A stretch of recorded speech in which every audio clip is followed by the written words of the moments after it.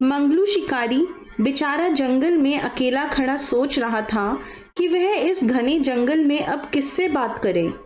कब तक अकेला खड़ा इधर उधर पागलों की भांति जागता रहे। अकेलापन जब उसे सांप की भांति डसने लगा तो उसने एक कबूतरी को पकड़कर अपने पिंजरे में बंद कर लिया और सोचने लगा कि चलो एक से दो भले।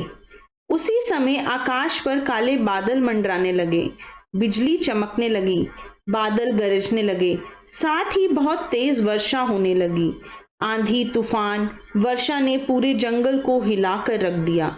इस तूफानी वर्षा से बचने के लिए वह एक घने वृक्ष के नीचे जाकर खड़ा हो गया और तूफान के रुक जाने की प्रतीक्षा करने लगा। जब बहुत देर तक वर्षा न रुकी तो वह वृक्ष की जड़ के पास बैठ गया ताकि वर्षा से बचा रहे। लंबे इंतजार के पश्चात उसे भूख ने तंग करना शुरू कर दिया। भूख के मारे तो उसका बैठना भी कठिन हो रहा था। वह ईश्वर से यही प्रार्थना कर रहा था कि ऐसे में उसके खाने का प्रबंध कर दे। उसी वृक्ष के ऊपर एक कबूतर रहता था। वह अकेला ही बैठा रो रहा था क्योंकि अभी तक उसकी पत्नी नहीं आई थी। इस भयंकर तूफान में उसकी कबूतरी न जाने कहाँ होगी, कैसी होगी। उसके बिना तो उसका घर ही सूना पड़ा था। उसे कुछ भी अच्छा नहीं लग रहा था। दुखी कबूतर ऊंची आवाज में रोने लगा था। पिंजरे में बंद कबूतरी ने जब अपने पति के रोने की आवाज सुनी तो वह जोर से बोली, मेरे अच्छे पति, मैं तुम्हारे दुख को समझ रही हूँ, मगर मैं क्या करूं? मैं तो इस समय शिकारी के पिंजरे में बंद हूँ। यह शिकारी इस समय मेरा शत्रु है, लेकिन वह हमारे घर में आया अतिथि भी तो है। वह स्वयं तो सर्दी में ठिठुर रहा है, परंतु मुझे बचाकर रखा है।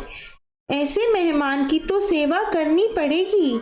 हमें इस समय शत्रुता के भाव को मन से निकाल देना चाहिए। अपनी पत्नी की बातें सुनकर कबूतर का मन बहुत प्रसन्न हुआ। वह उसी समय वृक्ष से नीचे उतरकर आया और बोला, हे परदेसी, भले ही आप शिकारी हैं, इसलिए हमारे शत्रु भी हैं, परंतु आप हमारे मेहमान भी तो हैं। मैं आपकी हर प्रकार की सेवा के लिए तैयार हूँ। मैं अपने सब साथियों की ओर से आपका स्वागत करता हूँ। यह कहते हुए कबूतर वहां से उड़ गया और न जाने कहां से कुछ सूखे तिनके और कुछ सूखे पत्ते इकट्ठे कर कर लाया और न जाने उसने कैसे उनमें आग सुलगाई। आग सुलगाते ही शिकारी की सर्दी दूर हो गई थी, जिससे शिकारी बहुत खुश हो गया था। उसने कबूतर की ओर देख कर कहा, मित्र, वास्तव में ही तुम बहुत अच्छे हो। तुमने मेरे लिए जो कष्ट उठाए हैं, शायद मेरा कोई अपना सगा भी नहीं कर सकता था। आज तुमने यह सिद्ध करके दिखा दिया है कि इस संसार में धर्म बहुत ऊंचा है। तुमने तो मेरे जैसे पापी और अधर्मी के साथ भी भला किया, जो आज तक पशु पक्षियों की हत्या करता रहा, जिसने कभी किसी को सुख ही नहीं दिया, दुख जरूर देता रहा हूँ। आज मुझे जीवन का सबसे बड़ा सबक मिला है। हम तो मानव जाति के होकर भी तुम पर अत्याचार करते रहे, और तुम पक्षी होकर भी इस संकट में हमें सहारा दे रहे हो। तुम महान हो कबूतर भाई। जो आग कबूतर ने शिकारी को ठंड से बचाने के लिए जलाई थी, वह धीरे धीरे बढ़ती रही। शिकारी और कबूतर अपनी बातों में खोए हुए थे। उन्होंने आग की ओर देखा ही नहीं। आग बढ़ते बढ़ते कबूतर तक पहुंच गई थी।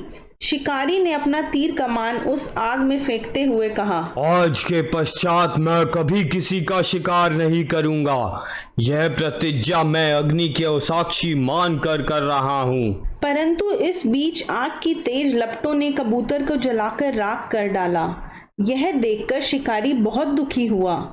दुखी शिकारी ने पिंजरे का मुंह खोलकर कबूतरी से कहा, अब तुम भी जाओ, तुम मेरी ओर से आजाद हो। कबूतरी पिंजरे से बाहर आकर बोली, हे मानव, अब इन बातों का समय बीत गया। यह कबूतर जो आग में जल गया, यह मेरा पति था। अब मैं अकेली जीकर क्या करूंगी? यह कहती हुई कबूतरी भी उस आग में गिर गई। शिकारी बेचारा रोता हुआ वापस आ गया। इस कहानी से हमें ये शिक्षा मिलती है कि साथ बुरा नहीं, बुरे के साथ अच्छा बनो। सारा त्याग और प्यार अत्याचारी का मन भी निर्मल बना देगा।